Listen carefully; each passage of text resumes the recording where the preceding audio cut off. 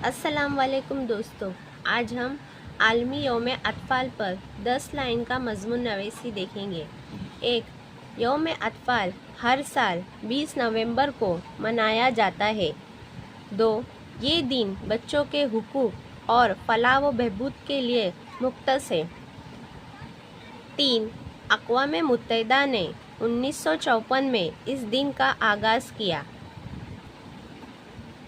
4. इस दिन का मकसद बच्चों के हुकूक जैसे तालीम, सेहत और तहफ़्फ़ुज़ को फ़रोग़ देना है। 5. स्कूल और कम्युनिटीज़ में बच्चों के लिए ख़ास तक़रीबात और सरगर्मियाँ मुनक़्क़िद की जाती है। 6.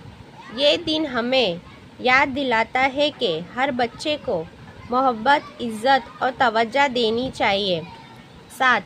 बच्चे कौम का मुस्तक़बिल है और इन्हें खुशहाल माहौल में परवान चढ़ना चाहिए।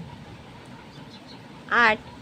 यौम अतफ़ाल बच्चों को अपने ख्वाब और ख़यालात शेयर करने का मौका देता है। 9. कई तंजीमें गरीब और ज़रूरतमंद बच्चों की मदद के लिए काम करती है। 10. ये दिन हमें हर बच्चे की हिमायत और हौसला अफजाई करने की तलकीन करता है। शुक्रिया दोस्तों मेरी वीडियो देखने के लिए। ऐसी मेरी नई वीडियो के लिए मेरे चैनल को लाइक, शेयर और सब्सक्राइब कीजिए।